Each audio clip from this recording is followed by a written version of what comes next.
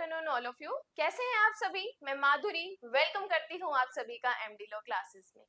आज मैं आपको जनरल एक्सेप्शंस का चैप्टर बताने वाली हूँ, चैप्टर 3 बीएनएस का।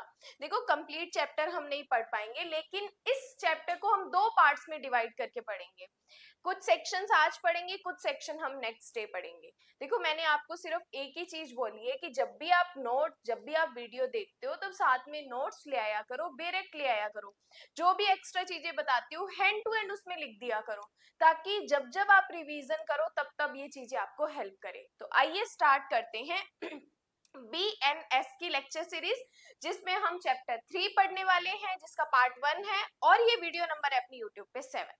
देखिए क्या कहा, जनरल एक्सेप्शन का पार्ट पढ़ना हमारे लिए इसलिए इंपॉर्टेंट हो जाता है क्योंकि बीएनएस के जितने भी सेक्शंस आप पढ़ रहे हो उसको पढ़ते हुए आपको जनरल एक्सेप्शंस को ध्यान में रखना पड़ेगा। याद करो, एक सेक्शन हमने पढ़ा था कि बीएनएस की जितनी भी डेफिनेशंस है, क्रिमिनल प्रोविजंस दे रखे हैं, पनिशमेंट्स दे रखी है, उन सबको आपको इस जनरल एक्सेप्शन के पार्ट के साथ पढ़ना पड़ेगा। ये साधारण अपवाद हर एक सेक्शन के साथ आपको देख के पढ़ना पड़ेगा कि क्या किसी पर्सन ने मर्डर किया है, कहीं उसको उकसाया तो नहीं गया, कहीं वो अपने प्राइवेट डिफेंस में तो नहीं कर रहा। क्या अपने प्राइवेट डिफेंस में भी रह के हम किसी पर्सन की डेथ कोज कर सकते हैं? यस, कर सकते हैं। अपनी प्रॉपर्टी को प्रोटेक्ट करने के लिए भी क्या हम किसी पर्सन की डेथ कोज कर सकते हैं? यस, कर सकते हैं। तो इसलिए ये चैप्टर हमारे लिए वेरी वेरी वेरी इंपॉर्टेंट है। सेक्शन 14 से लेके 44 तक हमें ये चैप्टर पढ़ना है, 14 से लेके 44 तक। अब देखो, सेक्शन 14 कहता है विधि द्वारा आबद्ध या तथ्य की भूल के कारण। अब जो पर्सन है वो किसके द्वारा आबद्ध है? लॉ के द्वारा बाउंड किया गया है, या तथ्य की भूल के कारण, न कि विधि की भूल के कारण। अपने आप को विधि द्वारा आबद्ध होने का विश्वास करने वाले व्यक्ति द्वारा किया गया कार्य। अब जो पर्सन लॉ के द्वारा बाउंड किया गया है, विधि के द्वारा आबद्ध किया गया है, अगर वो पर्सन गुड फेथ में कोई काम करता है तो उसको कोई पनिशमेंट नहीं मिलेगी, उसको कोई पनिशमेंट नहीं मिलेगी। क्या कहा? कोई बात अपराध नहीं है जो किसी ऐसे व्यक्ति द्वारा की जाए, नंबर 1, जो उसे करने के लिए विधि द्वारा आबद्ध है। देखो क्या कहती हूँ मैं आपको, दो वर्ड पढ़ाती हूँ, एक एक्ट, एक ओमिशन। ओमिशन का मतलब मैं आपको बताती हूँ, बाउंड बाय लॉ, विधि द्वारा आबद्ध। अब जो पर्सन विधि द्वारा आबद्ध है किसी काम को करने के लिए, उसके बाद भी वो नहीं करता, तो वो क्या करता है? लोप करता है, ओमिशन करता है। तो यहाँ पर हमें ये कहा कि कोई बात ऑफेंस नहीं है जो किसी ऐसे व्यक्ति द्वारा की जाए, नंबर 1, जो उसे करने के लिए विधि द्वारा आबद्ध है, नंबर 2, जो तथ्य की भूल के कारण, न कि विधि की भूल के कारण, सद्भाव पूर्वक विश्वास करता है कि वह उसे करने के लिए विधि द्वारा आबद्ध है। अब इस सेक्शन में अगर आप फैक्ट की इग्नोरेंस करते हो तो वो माफी योग्य है, एक्सक्यूजेबल है, लेकिन विधि की भूल माफी योग्य नहीं है। इसीलिए इसके साथ एक लैटिन मैगजीन हम पढ़ते हैं, ignorance of fact is excusable but ignorance of law is not excusable. तो इसके साथ ये लैटिन मैगजीन भी हम पढ़ते हैं, ये अभी आप लिख लेना। देखो, ये हमें सेक्शन सिंपल ये कहना चाहता है कि अगर आप विधि द्वारा आबद्ध हो कोई काम करने के लिए, उसके बाद अगर आप गुड फेथ में भी कोई काम करते हो और वो काम गलत हो जाता है तो आपको पनिश नहीं किया जाएगा। जैसे एग्जांपल से मैं बताती हूँ, मैं एक पुलिस ऑफिसर, मुझे पकड़ना था एक्स को, मैं पकड़ने गई एक्स को, लेकिन मैंने गुड फेथ में वाई पर्सन को एक्स समझ के उसको पकड़ लिया, उसको अरेस्ट कर लिया। यहाँ पर मैं गुड फेथ में काम कर रही हूँ। याद रखना, जब जब किसी ऑफेंस में गुड फेथ वर्ड जुड़ जाता है तो आपकी लाइबिलिटीज कम हो जाती है या आपका अपराध खत्म हो जाता है। अब मैं यहाँ पर एक्स को पकड़ने गई, गलती से पकड़ लाई वाई को, गुड फेथ में काम किया, तो मुझे यहाँ पर किसी प्रकार की कोई पनिशमेंट नहीं मिलेगी, मुझे जनरल एक्सेप्शन के सेक्शन 14 का बेनिफिट मिलेगा। ये इलस्ट्रेशन जो मैंने आपको समझाया, सेम यही सेकंड वाला इलस्ट्रेशन है। कि न्यायालय का अधिकारी ए एम को गिरफ्तार करने के लिए उस न्यायालय द्वारा आदिष्ट किए जाने पर जांच करने के पश्चात विश्वास करके कि जेड ही एम है और जेड को गिरफ्तार कर लेता है। ए ने कोई ऑफेंस नहीं किया। गुड फेथ में अगर काम कर रहे हो तो कोई ऑफेंस नहीं है। नेक्स्ट सेक्शन हमें कहता है सेक्शन नंबर 15 कहता है न्यायिक कार्य करते हुए न्यायाधीश का कार्य। अब कोई जज जुडिशियल एक्ट कर रहा है, गुड फेथ में उससे कोई गलती हो गई तो उसको आप कोई पनिशमेंट नहीं दोगे। कौन से सेक्शन में बेनिफिट मिलेगा? सेक्शन 15 में, कि कोई बात अपराध नहीं है जो न्यायिक रूप से कार्य करते हुए किसी न्यायाधीश द्वारा किसी शक्ति के प्रयोग में की जाती है। अब उसे गुड फेथ में ये लगा कि यस मेरे पास ये पावर है तो मैंने वो काम कर दिया, जिसके बारे में उसे सद्भाव पूर्वक विश्वास है कि उसके पास वह है या उसे विधि द्वारा आबद्ध की गई है। अब गुड फेथ वर्ड जुड़ गया तो यहाँ पर उस जज को कोई पनिशमेंट नहीं मिलेगी। उस जज को कौन से सेक्शन में बेनिफिट मिलेगा? सेक्शन 15 में। नेक्स्ट आते हैं सेक्शन 16। सेक्शन 16 कहते हैं न्यायालय के निर्णय या आदेश के अनुसरण में किया गया कार्य। अब देखो 15 में कह रहा है कि अगर जज गुड फेथ में कोई काम करता है तो उसको पनिशमेंट नहीं मिलेंगे। 16 में कहते हैं कि जज के डायरेक्शन से, ऑर्डर से कोई पर्सन काम कर रहा है तो उसको हम कोई पनिशमेंट नहीं देंगे। जैसे कोई बात जो किसी न्यायालय के निर्णय या आदेश के अनुसरण में की जाए। नंबर 1, कोई बात जो किसी न्यायालय के निर्णय आदेश के अनुसरण में की जाए, या नंबर 2, उसके द्वारा आदिष्ट हो यदि वह उस निर्णय आदेश के प्रवर्त रहते की जाए, अपराध नहीं है। अगर जज किसी को ऑर्डर दे रहा है काम करने के लिए और वो पर्सन उस ऑर्डर को ध्यान में रखते हुए काम कर रहा है तो कोई बात ऑफेंस नहीं है, चाहे उस न्यायालय को ऐसा निर्णय आदेश देने की अधिकारिता न रही हो, परंतु यह तब जबकि वह कार्य करने वाला व्यक्ति सद्भाव पूर्वक विश्वास करता है कि उस न्यायालय को वैसी अधिकारिता थी। अब देखो क्या कहा, जो पर्सन डायरेक्शंस में काम कर रहा है उसको गुड फेथ में विश्वास होना चाहिए कि यस अगर इस जज ने ऑर्डर दिया है तो इसके पास ज्यूरिसडिक्शन है। तो अगर वो गुड फेथ में, भले उस जज के पास ज्यूरिसडिक्शन नहीं था, लेकिन जो सामने वाला पर्सन है उसने ये विश्वास किया, गुड फेथ में काम किया कि यस उसके पास ज्यूरिसडिक्शन है, तो उसने जज के ऑर्डर में काम कर दिया, तो यहाँ पर उस पर्सन को भी बेनिफिट नहीं, उस पर्सन को भी बेनिफिट मिलेगा सेक्शन 16 में। अब देखो समझो एग्जाम्पल, मान लो मैं एक जुडिशियल मैजिस्ट्रेट हूँ या मैं एक सेशन जज हूँ, ठीक है, मैंने एक एक्स पर्सन को डेथ पनिशमेंट दी, अब पनिशमेंट तो मैंने दे दी, ऑर्डर मैंने दे दिया, लेकिन इस ऑर्डर को एग्जीक्यूट कौन करेगा? ये डेथ पनिशमेंट का निष्पादन कौन करेगा? तो जल्लाद करेगा। अब जल्लाद को जब मैं ऑर्डर दे रही हूँ और जल्लाद उस डेथ को एग्जीक्यूट कर रहा है तो यहाँ पे जल्लाद को कोई पनिशमेंट नहीं मिलेगी। जल्लाद को कौन से सेक्शन में बेनिफिट दिया जाता है? इस सेक्शन 16 में बेनिफिट दिया जाता है। तो 15 में जज को, 16 में जज के अनुसरण या ऑर्डर में दिए गए पर्संस को जो काम कर रहा है उसको बेनिफिट मिलेगा। अब देखो सेक्शन 17, देखो इससे पहले हमने जो 14 में पढ़ा था, 14 कहते हैं विधि द्वारा आबद्ध, 17 कहते हैं विधि द्वारा न्यायानुमत, जस्टिफाइड बाय लॉ। अब ये जस्टिफाइड बाय लॉ पर्सन पता है कौन होता है? जिस पर्सन को लॉ ने, विधि ने कोई काम करने के लिए कहा है, जिस पर्सन को विधि ने कोई काम करने के लिए कहा है उस पर्सन को हम कहते हैं ये पर्सन जस्टिफाइड बाय लॉ है। 14 और 17 दोनों सेक्शंस में एक ही वर्ड का डिफरेंस है। 14 कहता है विधि द्वारा आबद्ध, 17 कहता है विधि द्वारा न्यायानुमत। दो एक सेक्शन याद करो, दो सेक्शन याद हो जाएंगे क्योंकि एक ही पॉइंट का डिफरेंस है। यहाँ पर कहा विधि द्वारा न्यायानुमत या तथ्य की भूल से अपने को विधि द्वारा न्यायानुमत होने का विश्वास करने वाले व्यक्ति द्वारा किया गया क्या कार्य, कि जो पर्सन जस्टिफाइड बाय लॉ है अगर वो पर्सन तथ्य की भूल में और गुड फेथ में कोई काम करता है तो उसको हम कोई पनिशमेंट नहीं देंगे। जैसे कोई बात अपराध नहीं है, नंबर 1 जो ऐसे व्यक्ति द्वारा की जाए जो उसे करने के लिए विधि द्वारा न्यायानुमत है, या नंबर 2 तथ्य की भूल के कारण, न कि विधि की भूल के कारण। नंबर 3 सद्भाव पूर्वक विश्वास करता है कि उसे करने के लिए विधि द्वारा न्याय अनुमत है। तो वहां पर विधि द्वारा आबद्ध, यहाँ पर विधि द्वारा न्याय अनुमत, दोनों सेक्शंस को साथ में मिला के एक मेंस का क्वेश्चन भी क्रिएट होता है। और जो लेटिन मैगजीन मैंने बताई थी कि विधि की भूल क्षम्य नहीं होती लेकिन तथ्य की भूल क्षम्य होती है, दोनों में सेम काउंट होती है। उसके बाद आगे चलते हैं हम, इसका एक इलस्ट्रेशन है, पढ़ते हैं एक इलस्ट्रेशन। देखो यहाँ पर क्या मैं आपको बताती हूँ, इलस्ट्रेशन का मतलब बताती हूँ, फिर आप इस इलस्ट्रेशन को डायरेक्ट से पढ़ना।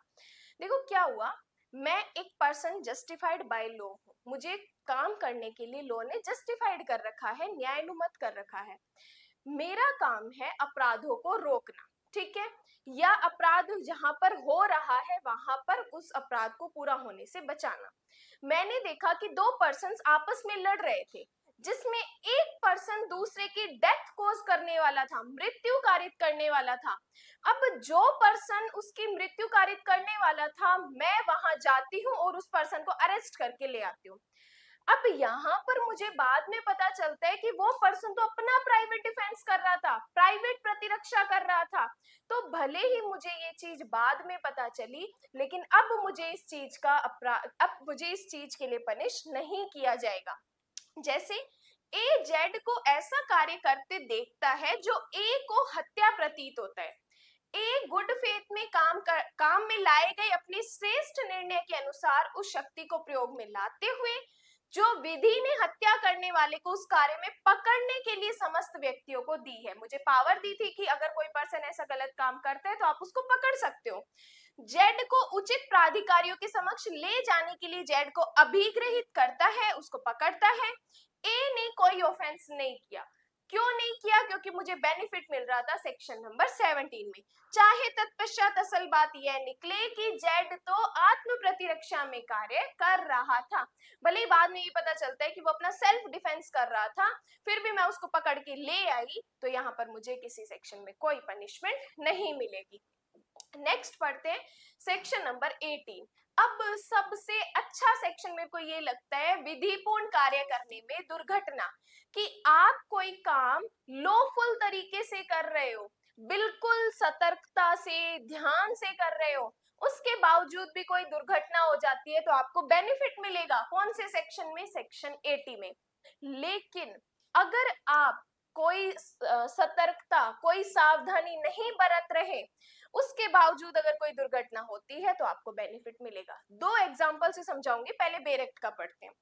कोई बात अपराध नहीं है, नंबर 1 जो दुर्घटना, नंबर 2 दुर्भाग्य से, और नंबर 3 किसी आपराधिक आशय से, नंबर 4 ज्ञान के बिना, नंबर 5 विधिपूर्ण रीति से, विधिपूर्ण साधनों द्वारा, और नंबर 6 उचित सतर्कता, और नंबर 7 सावधानी के साथ विधिपूर्ण कार्य करने में हो जाती है। कि कोई काम अगर दुर्घटना से, दुर्भाग्य से, क्रिमिनल इंटेंशन के बिना, क्रिमिनल नॉलेज के बिना, लॉफुल मीन से कर रहे हो, उचित सतर्कता और सावधानी से कर रहे हो, उसके बाद भी कोई दुर्घटना हो गई तो आपको पनिश नहीं किया जाएगा। जैसे एक एग्जांपल समझो कि क्या हुआ, एक एक्स नाम का पर्सन था, उसको पता था कि एमडी लॉ क्लासेस में अंदर क्या चल रही है, क्लास चल रही है, ठीक है। वो पर्सन क्लास के बाहर मेन गेट के आगे आता है और लकड़ियां काटने बैठ जाते हैं, लकड़ियां काटते हैं। उसको पता है कि अंदर क्लास चल रही है, क्लास कभी भी खत्म हो सकती है, स्टूडेंट कभी भी बाहर आ सकते हैं, और ऐसे डेंजरस काम में किसी को लग भी सकती है, ठीक है। वो वहां पर लकड़ियां काटता है, बच्चे बाहर आते हैं, जिसमें से एक लकड़ी का बड़ा टुकड़ा आके एक स्टूडेंट के सर पे लग जाता है। तो यहाँ पर जो पर्सन ये काम कर रहा था ना, उसको पनिशमेंट मिलेगी। अब मान लो उसको सर में लगी और उसको ग्रीवियस हर्ट हुआ तो ग्रीवियस हर्ट के लिए पनिश करेंगे। अगर वो पर्सन मर जाता है तो कल्पेबल होमिसाइड के लिए, या अगर वो मर्डर प्रतीत होता है तो उसको मर्डर के लिए लायबल ठहराएंगे। ये तो था पहला एग्जाम्पल। दूसरा एग्जाम्पल, एक पर्सन जंगल में जाता है, वहां पर ढेर सारी लकड़ियां लेके जाता है और काटते हैं, और डेंजर का बोर्ड भी लगा देते हैं क्योंकि लकड़ियां जो थी बहुत नुकीली थी, डेंजर का बोर्ड लगाते हैं और ऐसी जगह जाते हैं जहां पर कोई नहीं आता।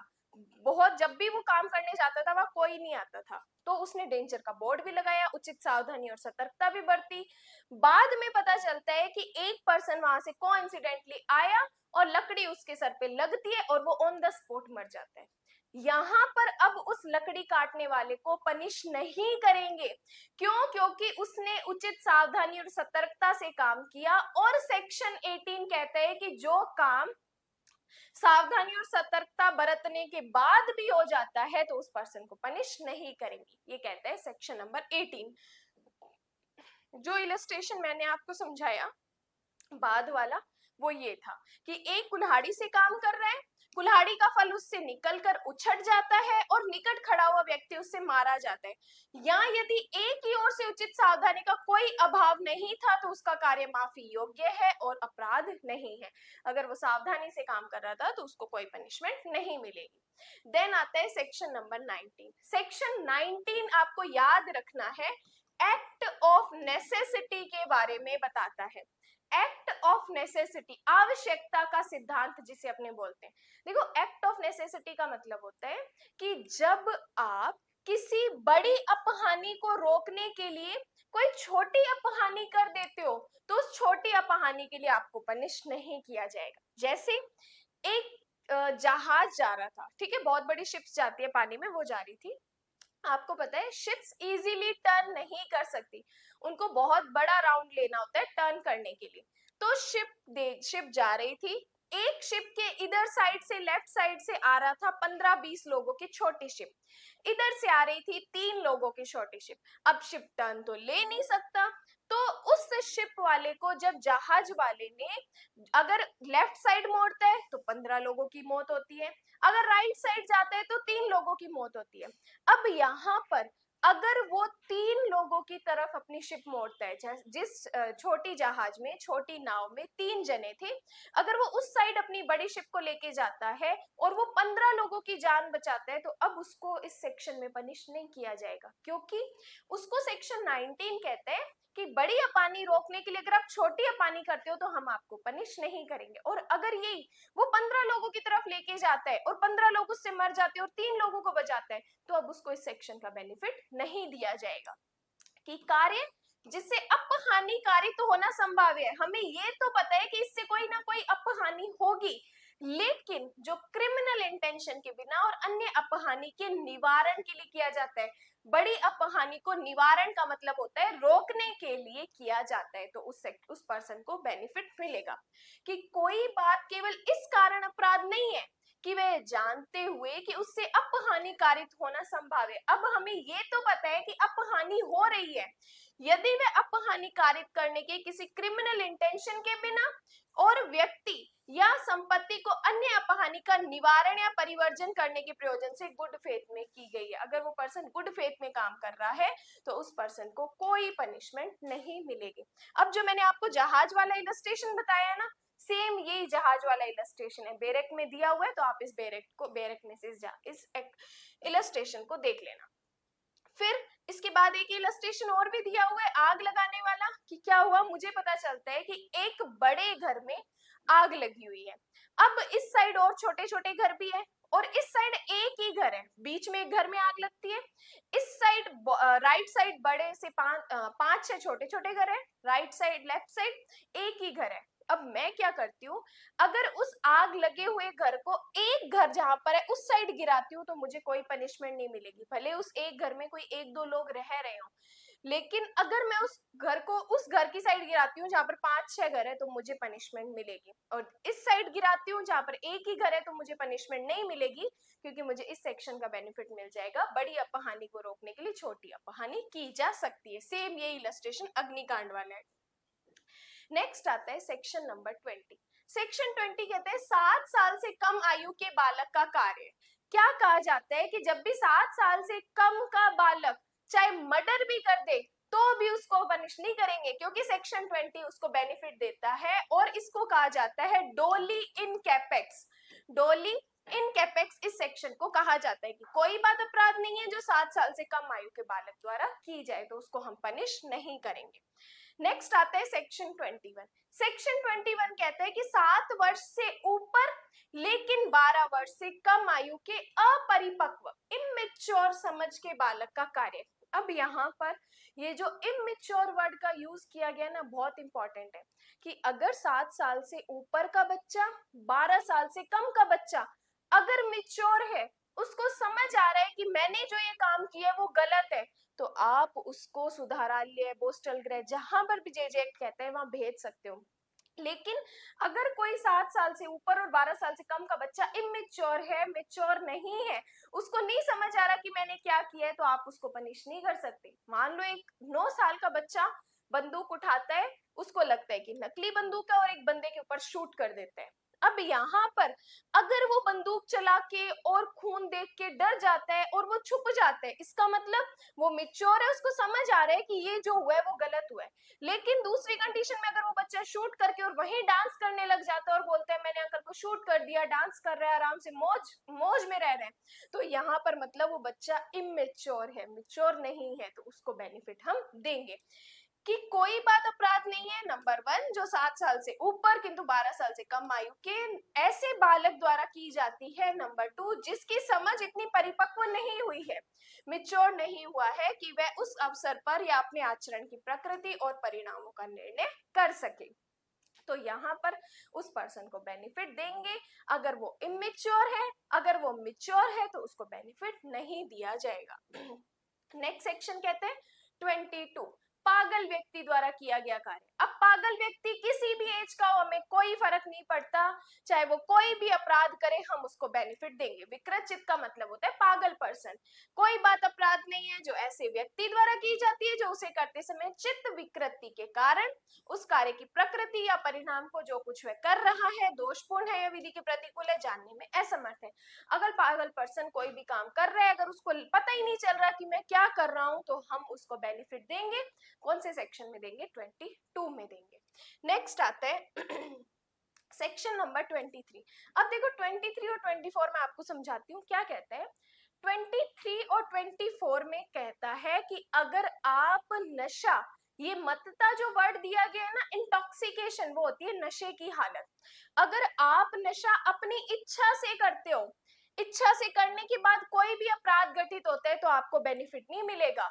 लेकिन नशा आपकी इच्छा के विरुद्ध दिया जाता है। देखते हैं ना बहुत बार फ्रेंड्स क्या होते हैं, कोल्ड ड्रिंक के अंदर अल्कोहल मिला के दे देते हैं, पता नहीं चलता, और उसके बाद कोई अपराध होता है तो आपको बेनिफिट मिलेगा। तो कहने का मतलब 23 और 24 कहता है कि अगर आप अपनी नशा अपनी इच्छा से करते हो, कोई अपराध होता है तो कोई बेनिफिट नहीं देंगे। अगर जो नशा आपने किया है वो आपकी इच्छा के विरुद्ध किया गया, आपको पता ही नहीं था, उसके बाद कोई अपराध होता है, तो आपको बेनिफिट मिलेगा। ये कहता है सेक्शन 23 कि ऐसे व्यक्ति का कार्य जो अपनी इच्छा के विरुद्ध मतता में होने के कारण निर्णय पर पहुंचने में असमर्थ है, तो उस पर्सन को बेनिफिट देंगे। और इसके बाद वाला कहते हैं किसी व्यक्ति द्वारा जो मतता में है किया गया कार्य अपराध जिससे विशेष आशय ज्ञान का होना अपेक्षित है। अगर अपनी इच्छा से नशा करते हो, तो अगर कोई बात होती है तो हम आपको कोई बेनिफिट नहीं देंगे। उसके बाद आते हैं सेक्शन 25, ये पढ़ेंगे अपने नेक्स्ट क्लास में, ठीक है। तो ये 14 से लेके 24 तक के जैसे जैसे समझाए हैं नोट्स बना लेना, जो जो कंसेप्ट मैं बता रही हूँ वो चीजें अपनी नोट्स में लिख लेना। वीडियो अच्छी लगी हो तो फ्रेंड्स के साथ शेयर कर देना, लाइक कर देना एंड कमेंट्स जरूर ड्रॉप कर देना। And thank you so much.